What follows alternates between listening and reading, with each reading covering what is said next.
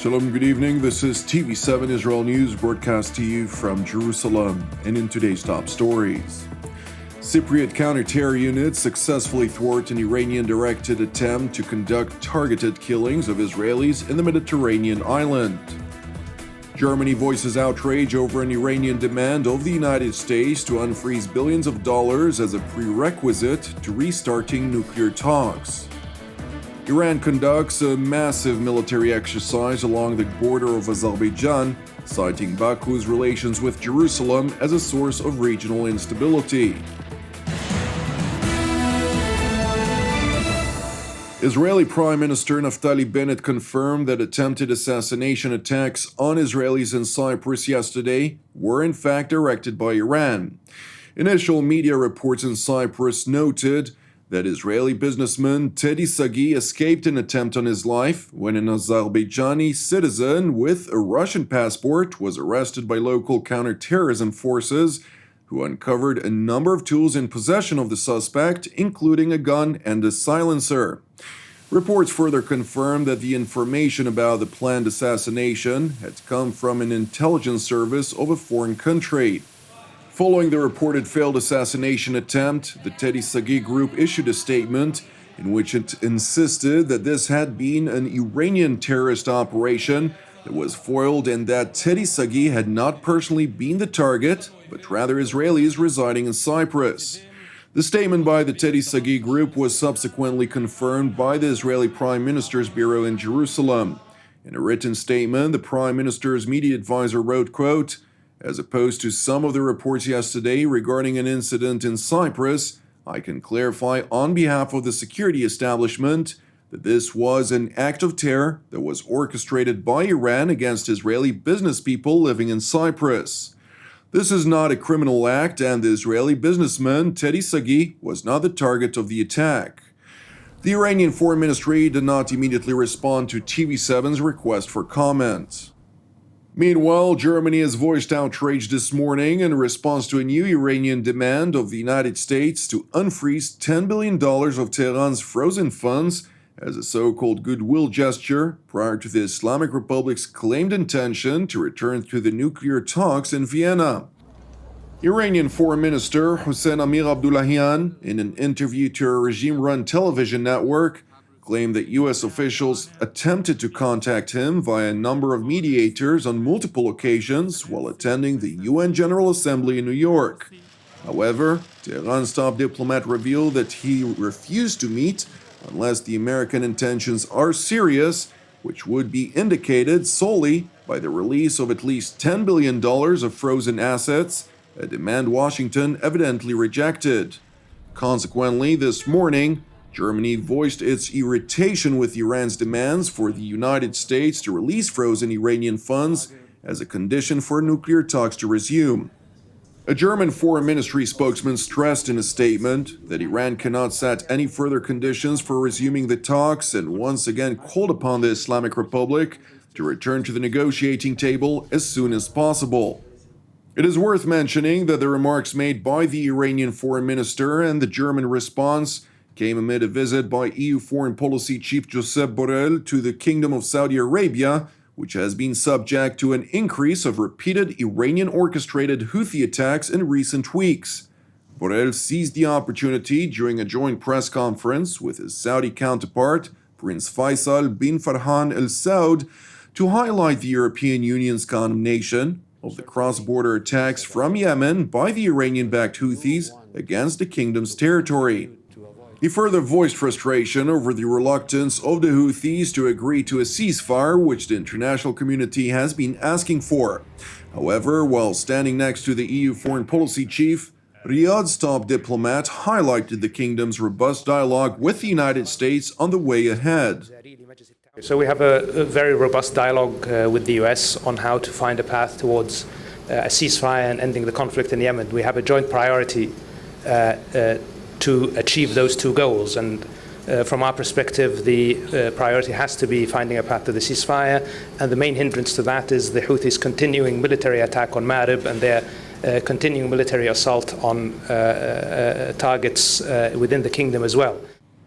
With regard to the nuclear talks between Iran and the P5+1, which includes the United States, Russia, China, France, Britain plus Germany, the EU foreign policy chief voiced hope that the Ayatollah regime in Tehran would soon announce a date for resuming the long-stalled talks in Vienna. As coordinator of the JCPOA, I am employing all my energies and my collaborators in order to make these negotiations successful. I hope that the negotiations in Vienna will restart soon with the new Foreign Affairs Minister of Iran. We talked about it in New York, and the answer was positive, although without a concrete date.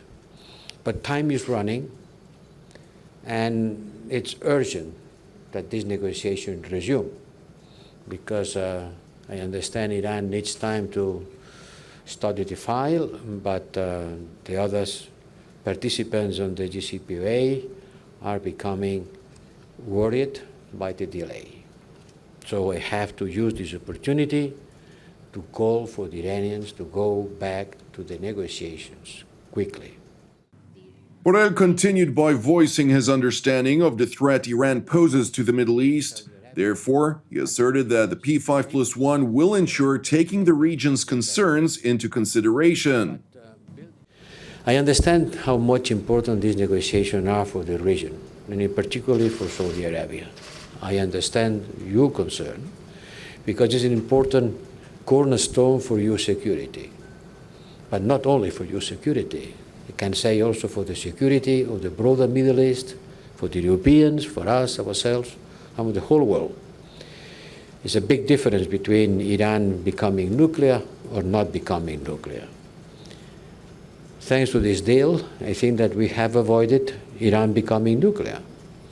And we have to go back in order to diplomatic channels to avoid this happening. The region is not directly involved in the negotiations, because the negotiations are between Iran on one side and the international community represented by a certain number of countries, among them 3 European countries. And my role is just the role of coordinator, trying to put these two parts, Iran on one side, international community on the other, together. And on these negotiations, even if Saudi Arabia and the countries in the region are not directly sitting in the negotiation table, their concern and their worries will be taken very much into consideration. Turning to Yemen, where at least 2 children were reportedly killed and more than 30 civilians were injured when the Iranian-backed Houthis launched dozens of missiles on the country's central Ma'rib city, which remains under control of the internationally recognized government of Yemen. While the Houthi spokesperson did not immediately announce his organization's responsibility, the rocket fire from Houthi-controlled territory was merely a latest indiscriminate attack toward populated areas. Responding to the strike, the Royal Saudi Air Force conducted a number of aerial strikes of its own against Houthi positions throughout the war-torn country. Turning to northern Iran, where the Islamic Republic is engaged in a wide-scale military exercise along its border with Azerbaijan, as tensions between the two neighbors rose over a number of issues, including Baku's relations with Tehran's arch-enemy, Jerusalem. While the Ayatollah regime has long criticized the government of Azeri President Ilham Aliyev for his country's military ties with Israel, which includes purchases of sophisticated Israeli weapons, according to Azerbaijan's president, however, the true reason for the latest tensions emanated from his decision to put a stop to an elaborate Iranian smuggling operation that took place on the recently conquered disputed territories of Nagorno-Karabakh. Bilirsiniz, İran tırlarının qanunsuz olaraq Qarabağ bölgəsinə getməsi birinci dəfə baş vermiş. Bu işğal dövründə də dəfələrlə olan bir hadisələrdir. Müntəzəm olaraq bu tırlar ora gedirdi. Bizim məlumatımız var idi. Ancaq dəqiq məlumat, yəni indiki qədər dəqiq məlumat əlbəttə ki, yox idi. Və bunu nəzərə alaraq biz müxtəlif kanallarla İran tərəfinə bizim narazılığımızı ifadə edirdik. Azərbaycan ərazisindən keçən yola artıq kontrol etməyə başladıq və ondan sonra artıq Qarabağa gedən tırların sayı sıfıra erdi. The Azeri president further revealed that around 60 Iranian trucks entered Azerbaijan's Karabakh region without Baku's permission between the 11th of August and September 11th of this year, despite repeated calls on Iran to put an end to the practice.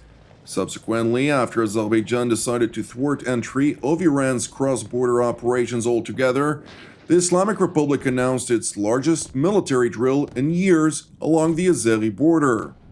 The Azeri president further highlighted that Iran had not conducted any military drills of this kind next to its border with the disputed territories when Armenia controlled the lands. Meanwhile, in Tehran, Iranian Foreign Minister Hossein Amir Abdullahian welcomed his Armenian counterpart Ararat Mirzoyan for bilateral talks, which reportedly included elaborate discussions on regional developments, including vis-à-vis the situation on the Azeri front. Thank you for watching us. As part of TV7 Israel's prayer initiative, I would like to encourage you today to join the team and me here in Jerusalem to lift up Armenia in prayer for its salvation and peace, alongside prayers for our persecuted brothers and sisters worldwide, in addition to our ongoing prayers, of course, for the peace of Jerusalem and the salvation of Israel. I'm Jonathan Hassan wishing you a Shavua Tov U'Mevorach, and we will see you again tomorrow at the same time.